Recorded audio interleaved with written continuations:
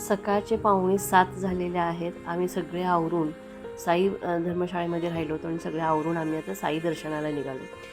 4 मार्च म्हणजे कालचा दिवस होता तो 4 मार्चचा आणि आम्ही इथं शिर्डीमध्ये पोचलो होतो. वेळ झाला होता त्यामुळे साईंचं दर्शन आम्हाला नाही झालं.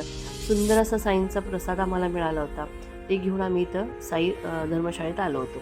आता ह्या आवारामध्येच गाडी आमची आहे समोरच आणि तिथंच अंजूनी छान असे पोहे बनवलेले आहेत. पोहे आणि चहा घेऊन आम्ही साईंच्या दर्शनाला आमच्या गाडीतूनच जाणार आहोत. साईं मंदिरापासून हे थोडं अंतरावरती आहे त्यामुळे आमच्या गाडीतूनच जाणार आहोत आणि इथलं आवरूनच आम्ही आता बाहेर पडलेलो आहोत आणि आम्ही साईंचं दर्शन घेऊन मग पुढचा प्रवास मी तुम्हाला सांगणार आहे.